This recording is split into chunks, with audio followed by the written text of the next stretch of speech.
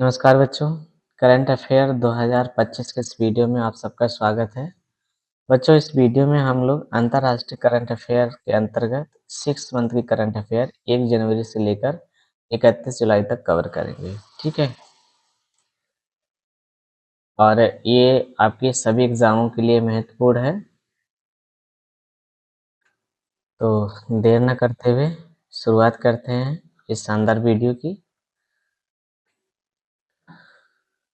चलिए ध्यान से समझेंगे और कॉपी में नोट करते हुए चलेंगे।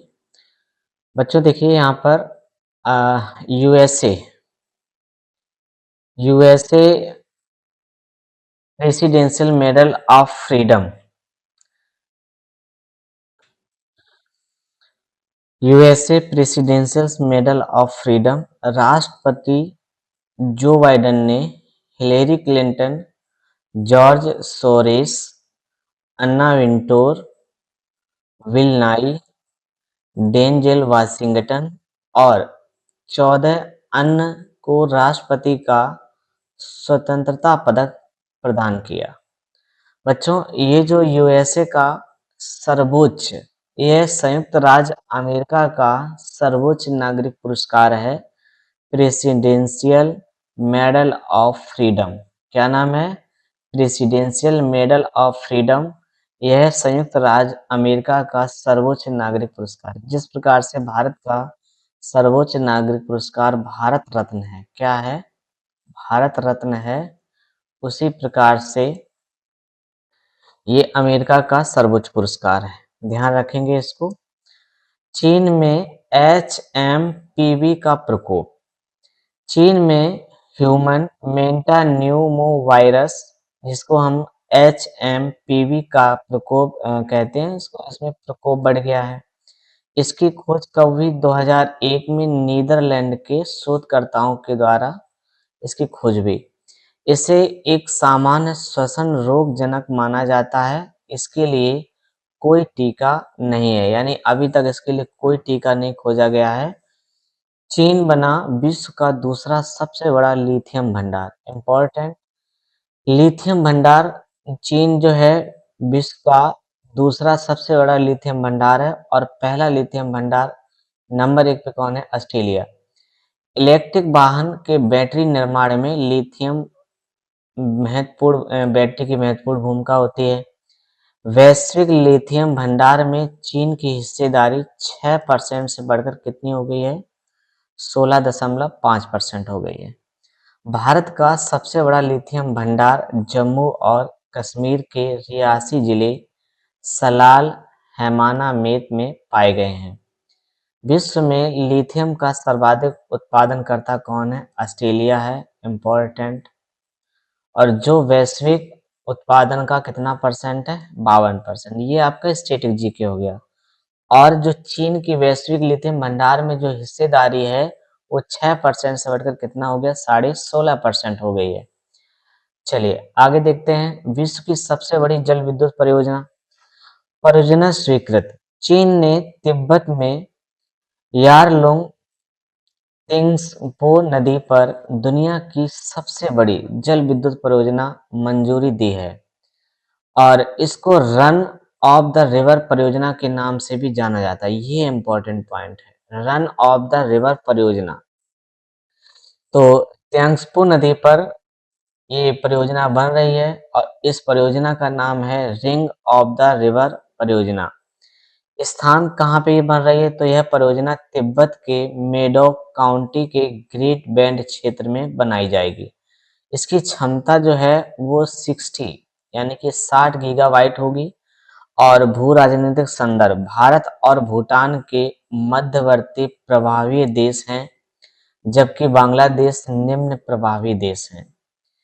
योजना और स्वीकृत। इसे चीन ने 14वीं पंचवर्षीय योजना में 2020 से 2025 तक शामिल किया गया और 2024 में ये अंतिम रूप में इसकी स्वीकृति मिली। लागत इसकी क्या है? परियोजना की अनुमानित लागत लगभग 137 बिलियन डॉलर है और ऊर्जा उत्पादन इससे हर साल लगभग 300 बिलियन किलोवाट प्रति घंटे बिजली उत्पन्न होने की संभावना है। यारलुंग त्सांगपो अरुणाचल प्रदेश में सियांग के रूप में प्रवेश करती है और असम से होकर बहती हुई यह दिबांग और लोहित सहायक नदियों के साथ मिलती है और इसका नाम तब ब्रह्मपुत्र हो जाता है, ब्रह्मपुत्र कहा जाता है। यानी कि यारलुंग त्सांगपो नदी अरुणाचल में जब प्रवेश करती है तो इसका नाम बदलता है, सियांग के रूप में प्रवेश करती है और ये असम से होकर बहती है और यहाँ पर जब दो नदियां दिबांग और लोहित आके मिलती हैं तब इसका नाम ब्रह्मपुत्र नदी हो जाता है और फिर ये बांग्लादेश में प्रवेश करती है तो इसका नाम जमुना हो जाता है। क्या हो जाता है? जमुना हो जाता है। तो कई इसके नाम बदलते हैं, बंगाल के खाड़ी में जाके गिरती है और गंगा नदी से भी यहीं पे गिरती है। आगे देखिए, दक्षिण पश्चिमी जापान के किसी क्षेत्र में भूकंप। जापान मौसम विज्ञान एजेंसी के अनुसार दक्षिण पश्चिम जापान के स्थानीय किसी क्षेत्र में 6.9 तीव्रता का शक्तिशाली भूकंप। Japan ring of fire belt पर स्थित है। जापान कहाँ पर स्थित है? रिंग ऑफ फायर बेल्ट पर ये स्थित है। ये आपका रिंग ऑफ फायर बेल्ट बनती है जो कि आपका प्रशांत महासागर में है, के नाम से जाना जाता है। प्रशांत महासागर के चारों ओर एक घोड़े की नाल के आकार का ये क्षेत्र है और यहाँ पर प्रचुर मात्रा में बहुत अधिक भूकंप आते हैं, ज्वालामुखी आते हैं, ज्वालामुखी क्षेत्र है और यह अपनी तीव्रतम ज्वालामुखी एवं भूकंपी गतिविधियों के लिए प्रसिद्ध है। ठीक है, एक एक पॉइंट आराम से कॉपी में नोट करते चलें। आगे देखिए, रूस ईरान रणनीतिक साझेदारी संधि। रूसी राष्ट्रपति व्लादिमीर पुतिन और ईरानी राष्ट्रपति मसूद पेजेस्कियन ने मॉस्को में 20 वर्षीय व्यापक रणनीतिक साझेदारी संधि पर हस्ताक्षर किए। तो यहाँ पर आपको रूसी राष्ट्रपति याद रहेगा, कौन है? Vladimir Putin. और ईरानी राष्ट्रपति कौन है? मसूद पेजेस्कियन ने मॉस्को में ये समझौता कहाँ किया? मॉस्को में किया। 20 वर्षीय ये समझौता है, व्यापक रणनीतिक साझेदारी संधि पर हस्ताक्षर किए और इस संधि का उद्देश्य क्या है? व्यापार, ऊर्जा और रक्षा सहित कई क्षेत्रों में द्विपक्षीय संबंधों को मजबूत करना है। चलिए आगे देखिए,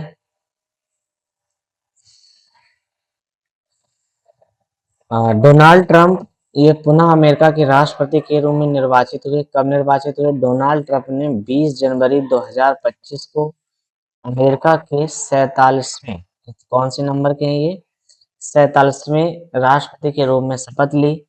78 वर्ष की आयु में सबसे उम्रदराज राष्ट्रपति बने और ग्रोवर क्लीवलैंड के बाद पुनः पदभार संभालने वाले ये दूसरे राष्ट्रपति नियुक्त हुए हैं।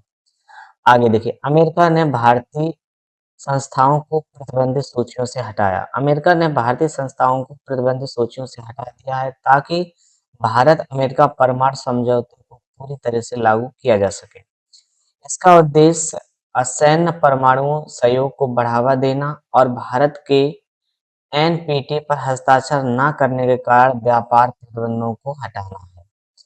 अमेरिकी कंपनियों को भारत के असैन्य परमाणु कार्यक्रम के लिए परमाणु ईंधन और प्रौद्योगिकी की आपूर्ति करने की अनुमति देता है और भारत ने आईएआईए द्वारा निरीक्षण की अनुमति देने की प्रतिबद्धता जताई है और वर्ष 2005 के संयुक्त बयान के आधार पर किया गया वर्ष 2008 का भारत अमेरिका परमाणु समझौता अमेरिकी कंपनियों को भारत के असैन्य परमाणु कार्यक्रम के लिए परमाणु ईंधन और तकनीकी आपूर्ति करने की अनुमति देता है।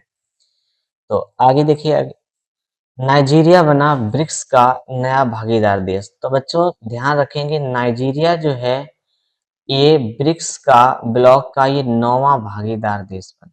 कौन सा? 9वां भागीदार देश बना है।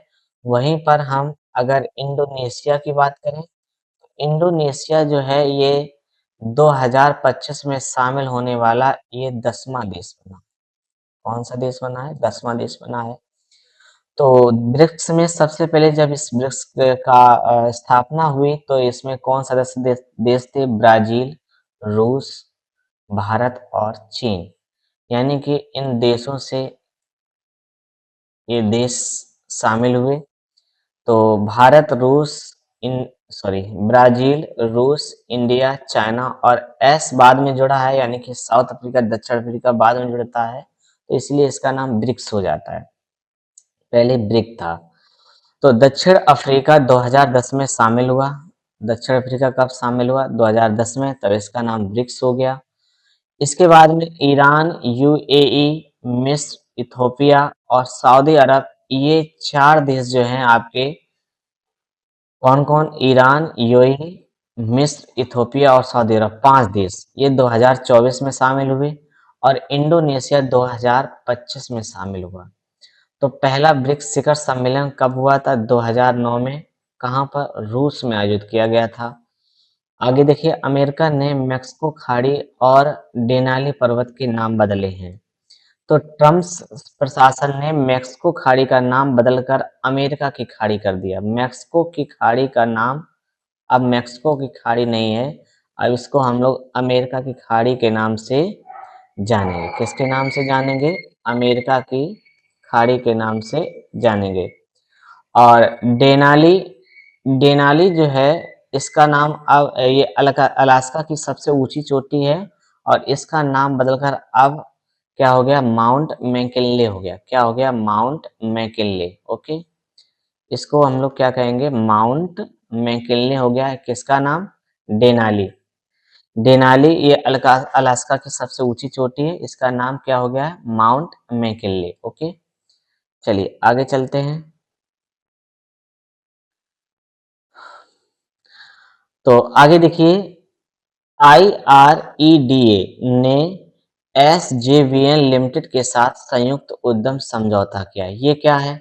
नेपाल में 900 मेगावाट, नेपाल में 900 मेगावाट की ऊपरी कर्नाली जल विद्युत परियोजना के विकास के लिए GMR एनर्जी लिमिटेड और नेपाल विद्युत प्राधिकरण आई NEA पर मिलकर संयुक्त उद्यम पर समझौता किया है और इस परियोजना का उद्देश्य क्षेत्रीय ऊर्जा सुरक्षा को मजबूत करना है और नवीकरणीय ऊर्जा विकास को बढ़ावा देना है। चलिए इसके बाद में आगे चलते हैं। तो ये मिशन 300 अफ्रीका ऊर्जा शिखर सम्मेलन, तो तंजानिया के दार एस सलाम में अफ्रीका के, ये जो अफ्रीका का एनर्जी समिट है, मिशन 300 अफ्रीका ऊर्जा शिखर सम्मेलन, ये तंजानिया के दार एस सलाम में आयोजित इस शिखर सम्मेलन का उद्देश्य पूरे अफ्रीका में ऊर्जा की पहुंच को बढ़ावा देना है। इस शिखर सम्मेलन की मेजबानी किसने की? तंजानिया सरकार ने, अफ्रीकी संघ ने और अफ्रीकी विकास बैंक और विश्व विकास बैंक के द्वारा इसकी मेजबानी की गई।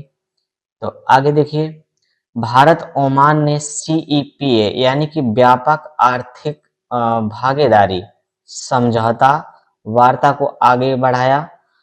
यह एक तरह का मुक्त व्यापार समझौता है जिसमें सेवाओं और निवेश, व्यापार और आर्थिक भागीदारी के अन्य क्षेत्रों पर बातचीत शामिल है। यह नियमित मुक्त व्यापार समझौते की तुलना में अधिक विस्तृत समझौता है। इम्पोर्टेंट पॉइंट, भारत ने 2009 में दक्षिण कोरिया और 2011 में जापान के साथ CEPA पर हस्ताक्षर किए।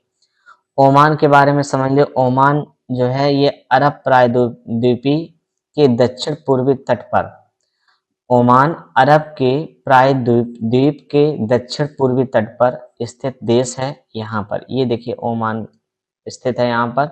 इसकी राजधानी इंपॉर्टेंट है मस्कट, कई बार पूछा जा चुका है, पैट के एग्जाम में पूछा गया है। सीमाएं, ओमान की सीमाएं किसके साथ लगती है? सऊदी अरब के साथ लगती हैं, यमन के साथ, संयुक्त अरब अमीरात UAE के साथ लगती हैं और समुद्री सीमाएं ईरान और पाकिस्तान के साथ लगती हैं। प्रथम रायसीना मिडिल ईस्ट सम्मेलन, देखिए ये क्या है? हाल ही में अबू धाबी, हाल ही में अबू धाबी यूएई में आयोजित इस सम्मेलन का आयोजन ऑब्जर्वर रिसर्च फाउंडेशन ने यूएई के विदेश मंत्रालय और भारत के विदेश मंत्रालय के सहयोग से किया। और इस कार्यक्रम में भारत के विदेश मंत्री कौन है? डॉक्टर एस जयशंकर ने भाग लिया। उन्होंने अबू धाबी में भारत के 76वें गणतंत्र दिवस समारोह में भी हिस्सा लिया। और यूएई के बारे में जान लीजिए, राष्ट्रपति कौन है यहाँ के? शेख मोहम्मद बिन जायद अल नहान। कौन है? शेख मोहम्मद बिन जायद अल नहान। और इसकी राजधानी की यूएई की क्या है? Abu Dhabi. और मुद्रा इसकी क्या है? दिरहम। मुद्रा क्या है इसकी? दिरहम इसकी मुद्रा है। आगे देखिए, यूके ने बाल शोषण हेतु एआई उपकरणों को अपराध घोषित किया है। बाल यौन शोषण सामग्री यानी अपमानजनक चित्र बनाने या वितरित करने के लिए एआई टूल के इस्तेमाल को अपराध घोषित किया है। और एआई आधारित पीडोफाइल मैनुअल रखने पर 3 साल तक की जेल हो सकती है। और इसके अलावा 2024 में एआई जनित बाल शोषण सामग्री के मामले में 5 गुना अधिक वृद्धि दर्ज की गई है। अगला पॉइंट देखते हैं, तो नेपाल और फ्रांस के मध्य हाइड्रो नेपाल प्रोजेक्ट समझौता हुआ है। यह संयुक्त पहल नेपाल विद्युत प्राधिकरण एनईए, नेपाल में फ्रांसीसी दूतावास और ब्लू वाटर इंटेलिजेंस के सहयोग से ये शुरू की गई है। और इस परियोजना का लक्ष्य नेपाल की नदी घाटी का डिजिटलाइजेशन करना है। और इसका मुख्य उद्देश्य हाइड्रो पावर संसाधनों का कुशल उपयोग और जल विज्ञान से जुड़ी आपदाओं के लिए बेहतर तैयारी सुनिश्चित करना है। आगे देखिए, पनामा ने चीन के बेल्ट एंड रोड इनिशिएटिव यानी बीआरआई से हटने की घोषणा की है। तो यहाँ पनामा के राष्ट्रपति कौन है? जोस राउल। कौन है? जोस राउल। ये पनामा के राष्ट्रपति हैं जोस राउल मुल्नो ने बीआरआई से हटने का ऐलान किया। पनामा चीन के बेल्ट एंड रोड इनिशिएटिव से हटने वाला पहला लैटिन अमेरिकी देश बन गया है। अमेरिका ने पनामा नहर के पास चीन के बढ़ते प्रभाव को लेकर चिंता जताई थी। और बीआरआई ने, जिसे one belt one road OBOR या न्यू सिल्क रोड भी कहा जाता है, वर्ष 2013 में शुरू किया गया था। पनामा नहर के बारे में समझ लिए। पनामा नहर जो है ये अटलांटिक और प्रशांत महासागर को पनामा इस्थमस के माध्यम से जोड़ती है। यह दुनिया की सबसे रणनीतिक कृत्रिम नहरों में से एक है। और संयुक्त राज्य अमेरिका ने इसे 1914 में पूरा किया। 1979 तक यह अमेरिकी नियंत्रण में थी। और उसके बाद अमेरिका और पनामा द्वारा संयुक्त रूप से इसे प्रतिबंधित की गई। और 31 दिसंबर 1999 को इसका पूर्ण नियंत्रण पनामा को सौंप दिया गया। चलिए आगे देखिए, कुक आइसलैंड। कुक आइसलैंड क्या है? कुक आइसलैंड जो है, इसके प्रधानमंत्री चीन के साथ समझौते पर हस्ताक्षर करने की तैयारी कर रहे हैं, जिससे न्यूजीलैंड में चिंता बढ़ गई है। और कुक आइसलैंड एक स्वदेशी देश है जो न्यूजीलैंड के साथ मुक्त संघ में है। यह वर्ष 1901 से 1965 तक न्यूजीलैंड का उपनिवेश रहा था। यह पॉलिनेशिया ओशिनिया में दक्षिण प्रशांत महासागर में स्थित है। और इसका प्रशासनिक केंद्र अवारुआ है, और जो कि रारोटोंगा द्वीप पर स्थित है। यहाँ तक क्लियर हुआ। आगे देखिए, दक्षिण चीन सागर में चीन का डीप सी स्पेस स्टेशन। ये क्या है? चीन ने दक्षिण चीन सागर में एक गहरे पानी के शोध केंद्र के निर्माण को मंजूरी दी, जिसे डीप सी स्पेस स्टेशन कहा जाता है। यह क्षेत्र समृद्ध प्राकृतिक संसाधनों और भू राजनीतिक महत्व के लिए जाना जाता है। दक्षिण चीन सागर एक महत्वपूर्ण वैश्विक जलमार्ग है जो प्रशांत और हिंद महासागर को जोड़ता है। किसे जोड़ता है? प्रशांत और हिंद महासागर को जोड़ता है। और यह मलक्का जलडमरू से ताइवान जलडमरू तक ये फैला हुआ है। और इसके पास चीन, ताइवान, फिलीपींस और अन्य देश स्थित हैं। चीन से जुड़े महत्वपूर्ण तथ्य देख लीजिए। सितंबर 2024 में चीन में 8वीं एशियन पुरुष हॉकी चैंपियनशिप ट्रॉफी आयोजित हुई। चीन ने पहला मीथेन चालित रॉकेट जोंग क्यू 2 लॉन्च किया और 2025 में सुओचांग में दुनिया का पहला thorium molten salt nuclear power station launch होगा। इसके बाद चीन ने पहला high speed carbon fibre train और CR 450 लगभग इसकी 400 किलोमीटर प्रति घंटे की रफ्तार वाली बुलेट ट्रेन का को इन्होंने विकसित किया है। और इसके बाद में त्यांगजी जो नदी है ये तिब्बत पर दुनिया का सबसे बड़ा हाइड्रो पावर डैम बनाया गया है। चीन ने 9 घंटे की सबसे लंबी मानवयुक्त अंतरिक्ष मिशन का यहाँ रिकॉर्ड बनाया गया और दुनिया का दूसरा सबसे बड़ा लिथियम भंडार खोजा गया। और तियानशान सेंगली टनल और सबसे लंबी एक्सप्रेसवे सुरंग बनाई गई। ऑपरेशन हास्का नाइट क्या है? हाल ही में चाड ने ऑपरेशन हास्का नाइट पूरा किया है, जिसका लक्ष्य लेक चाड क्षेत्र में बोको हराम के ठिकानों को निशाना बनाया गया। बोको हराम क्या है? एक नाइजीरिया आधारित आतंकवादी संगठन है जो इस्लामी कानून लागू करने और पश्चिमी शिक्षा का विरोध करने के लिए कोशिश करता है। लेक चाड क्षेत्र नाइजीरिया, कैमरून, नाइजर, चाड तक फैला हुआ है और ऐतिहासिक रूप से ये समृद्ध क्षेत्र माना जाता है। देखिए, एशिया इकोनॉमिक डायलॉग AED का 9वां संस्करण हुआ। ये कहाँ है? एशिया इकोनॉमिक डायलॉग AED एक प्रमुख अंतर्राष्ट्रीय सम्मेलन है जो नीति निर्माताओं, अर्थशास्त्रियों, व्यापार जगत के नेताओं और शिक्षाविदों को वैश्विक और क्षेत्रीय आर्थिक चुनौतियों पर चर्चा के लिए एक मंच प्रदान करता है। AED का आयोजन भारत विदेश मंत्रालय ME द्वारा पुणे में इंटरनेशनल PIC के सहयोग से किया गया था। यह एशिया और वैश्विक अर्थव्यवस्था पर प्रभाव डालने वाली आर्थिक नीतियों पर संवाद को बढ़ावा दे। आगे देखिए, आर्थिक विखंडन को कम करने और लचीलापन व पुनर्प्राप्त रणनीति की पहचान करने पर यह केंद्रित है। AI, साइबर सुरक्षा, जलवायु परिवर्तन और ब्लू इकोनॉमी जैसे उभरते मुद्दों पर यह संबोधित करता है। इंडोनेशिया में माउंट डुकोनो ज्वालामुखी का विस्फोट।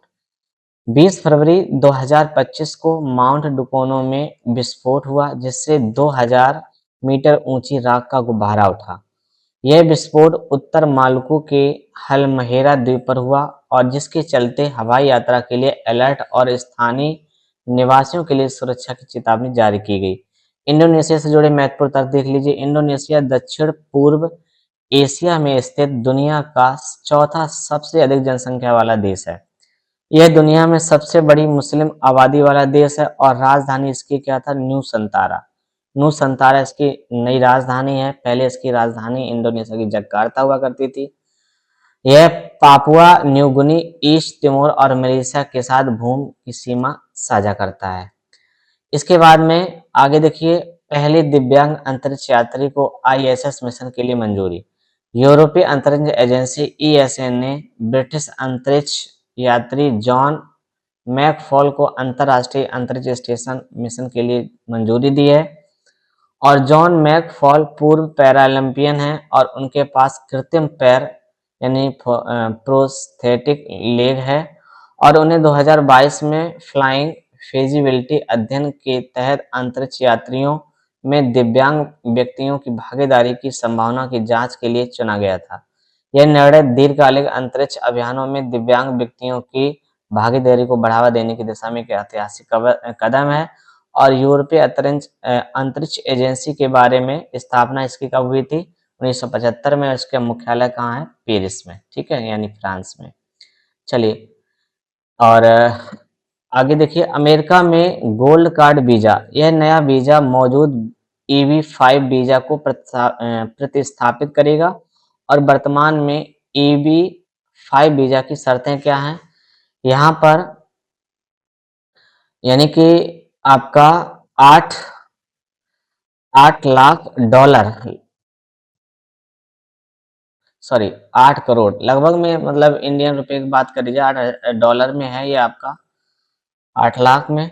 और ये लगभग 7 करोड़ भारतीय रुपए बनेंगे और 1 मिलियन इसको हम कह सकते हैं, लगभग 8.71 करोड़ तक निवेश का आवश्यक है और कम से कम 10 नौकरियों को यह सृजन अनिवार्य है और EB-5 वीजा प्रोग्राम भारत के उच्च निवेश क्षमता वाले लोगों के बीच काफी लोकप्रिय है। और टनकिन की खाड़ी में समुद्र सीमा विवाद ये क्या है? हाल ही में वियतनाम ने अपनी समुद्री सीमा को परिभाषित करने वाला एक नया बेसलाइन मैप जारी किया, जो चीन के बेसलाइन मैप के बाद आया, जिसमें चीन ने खाड़ी के उत्तरी भाग पर दावा किया था कि यह हमारा हिस्सा है। ठीक है, तो इस वीडियो में ये हमारा पार्ट 1 है। अभी हमने आधा सफर तय किया है, आधा सफर अभी बाकी है। आधे से ज़्यादा कहेंगे क्योंकि अभी हम लोग फरवरी के माह में चल रहे हैं। मार्च, अप्रैल, मई, जून, जुलाई, बस 4 मंथ बाकी हैं। ठीक है, तो ये हमारा अंतर्राष्ट्रीय का करंट अफेयर था। ये पहला वीडियो है। इसके बाद हम लोग आगे वीडियो इसी प्रकार से बनाएंगे और पढ़ेंगे और इसके साथ ही जो परीक्षा में आने वाले क्वेश्चन हैं, संभावित क्वेश्चनों को भी करेंगे। Thank you so much to join us